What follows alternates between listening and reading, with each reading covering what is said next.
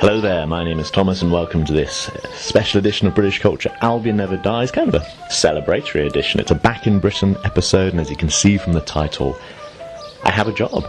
And I have a job here in the UK, which means that I'll be staying for a while, one hopes, if all goes well, to do the job and spend a bit of time in the UK, which, you know, the last 7 years have been spent away from the UK. I did go to university and worked in the UK for a bit before that, and then I spent actually 7 years abroad before. So yeah, 14 years away from the UK as an adult.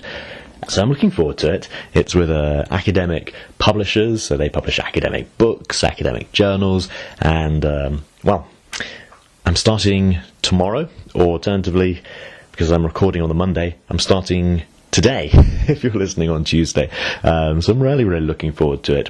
It's a company that I actually know a couple of their writers, and I even know somebody who once worked in the company, so I was very pleased. And I've told a few people who I know around here, and they all seem to know it. It's called Emerald, and I'm really looking forward to working with them. So that's my biggest piece of news. I guess the next thing, I'll just run through some of my travels. So, because I knew I had that job, and they were saying, okay, start in a week or two, I had this fun week of being in the UK, not worrying about applying for jobs, and just able to, well, travel about. You know, not on a high budget, but just take a bus, take a train, see what I can see. And obviously the best thing that I saw was Pete Brooker, the co-author of From Tailors with Love, who runs the podcast From Tailors with Love, and the YouTube channel and so on, and the blog. So yeah, I'd been talking back and forth with him on the internet for about 2 years, and I heard on his podcast that he was going to come up to Sheffield. So I thought maybe I'd go down to Sheffield. I think you can hear my friend's cat. So I'm just staying with my friend here in the UK until I find my own place. Now I have a job. Anyway, I saw Pete Brooker, and actually he talked about our trip on his podcast From Tailors with Love, and I got him to sign the book From Tailors with Love, which I previously met up with Matt Spacer, the other co-author, when I was in the United States. So Matt Spacer is, of course, American, and I met him on a brief trip, one of his brief trips to San Diego, where I was. And then, as I say, got to meet Pete Brooker, so I'm wondering how many people have actually met them both in person, got them to sign in person. Is it true that more people have been on the moon than got a double-signed copy of From Tailors with Love by Pete Brooker and Matt Spacer? Of course, I'm using that analogy because more men have been to the moon than have played James Bond, in the movies at least. And I got to meet his mother, which was lovely, very talented artist and lovely person. So yeah, that was one highlight, but it's already been talked about on another podcast. And he even told one of the stories from my early time with my wife, which I like the way he told it. Yeah, hello. Okay, the next little trip I did, I went to Pontefract, and Pontefract is famous for its Pontefract cakes. Pontefract cakes are licorice. Basically, Pontefract is thought to be the first place where people came up with the idea of having licorice as a sweet, not as some kind of medicine. It's very different from, say, Dutch licorice or Chinese kind of licorice concoctions. It originates in the Middle East, this plant, and then it found good sandy soil in Spain, flourished there, and so we imported it from Spain. So it's known in Pontefract as the stick of Spanish. And the classic Pontefract cake is kind of a black coin with a stamp of Pontefract Castle on it. It was the castle that could never be taken. It has a really interesting history, even going back before the Normans, but the castle that was there before was destroyed, rebuilt, and plays a really important part in English history. I went along on a fairly quiet day. It was after the Easter break, pretty cold, so there weren't many tourists, and so the staff, kind of the volunteers there, were coming up to me and nattering and sharing all kinds of interesting history. Basically, one of them saying, if it's a big event in English history, it probably has a connection to Pontefract, which I found to be pretty true. In fact, I did a YouTube video on Pontefract Castle about 6 months ago, and it's on my YouTube, which is www.youtube.com youtube.com/British culture. I did a whole YouTube video on this because I just found it really, really interesting. And then I've just uploaded one on the weekend, a new one, which is eating Pontefract cakes in Pontefract Castle. I just wanted to know, does it taste better if you have them there? Obviously, the answer is yes. There were other delights in Pontefract apart from the castle. There's a really interesting old church. Again, I put up a YouTube short, a video less than 60 seconds, just to show, because it was a medieval church which had been destroyed, I think, in the Civil War, 1645, and then it had been rebuilt in the Victorian era and then kind of rebuilt in the 60s. So you had these three very different eras of history, very present when you walk around it. So I really liked that.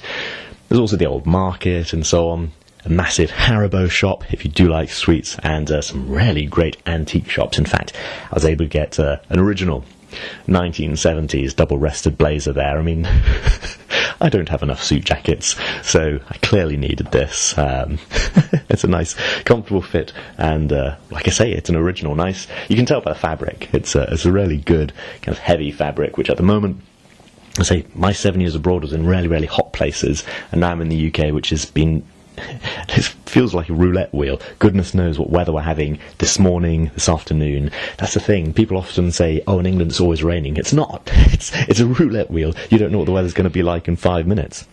That's right. It could be anything, so I found it incredibly changeable. So yeah, I think these heavier jackets are suiting me. In fact, I was wearing it on Sunday.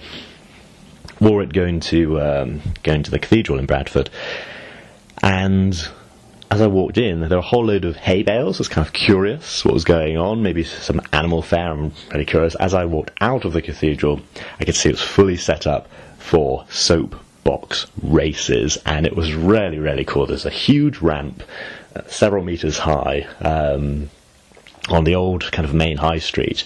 People got their soapboxes, their soapbox cars, kind of push them down the ramp. There's no pedals, there's no engines, nothing like that. It's just boxes, wheels, man sitting in it steering, and they shot down the ramp along the main high street. A couple of runners behind, running along to kind of give it a push, or if it hit the hay bales either side, and a huge number of spectators, then they would help push it along a bit further. Go around a corner. Bradford is a hilly town. You get a good walk out just going anywhere. So it then shot down one of the main roads, tremendous speed, and then going around a corner to the finish line. So I watched maybe a dozen people, and again I had my phone out filming, although again, I like to do that, then sometimes I just like to consciously put it away, enjoy the moment. But I ended up taking so much footage. I wanted to upload this as a YouTube short, and I've got way too much good footage I don't want to throw away, so I'm going to be working on a YouTube video, probably 2 minutes, a whole 3 minutes long maybe, upload that later on. Not exactly topical, but like I say, I'm starting a new job very, very soon, so I'll see how much free time I actually have for all these projects. Like I say, this soapbox, it wasn't just for fun, it was raising money for charity, so all the teams entering, they'd raise money to pay the entry fee.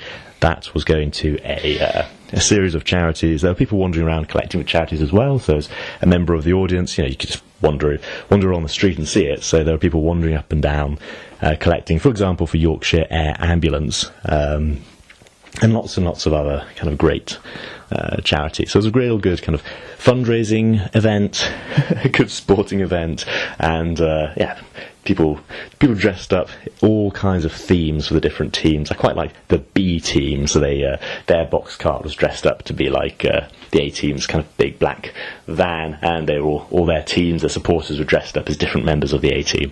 That was really, really cool. One was dressed up, one of the pilot's drivers was dressed up as a judge, and all his supporters were criminals.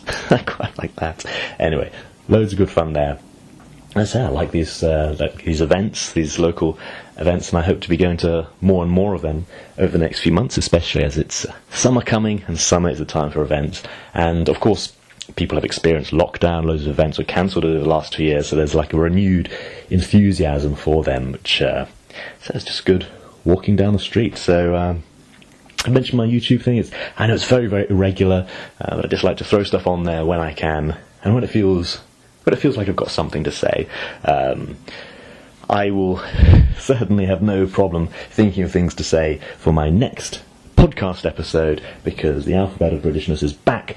I asked just on my Instagram, what does S stand for in the alphabet of Britishness? And I got loads and loads and loads of suggestions. Currently, there's no one thing that's standing out. Everyone seems to have a different S, and I really like it when that happens. It makes it for a very, varied episode. So I'm looking forward to it. If you do have a suggestion and you haven't messaged me already, it's not too late. Just send me a message. You can do that on Instagram at FlemingNeverDies, or you can email me at albionneverdies@gmail.com. And of course I'm active in the Facebook group Britain People, Places and Past Times, so look out for something there. Okay, that's all my news. I'm back in Britain, very, very excited to be starting a new job here, and yeah, expect my next kind of Back in Britain diary entry to be all about that. Thank you very much for downloading this episode. Take care. Thank you.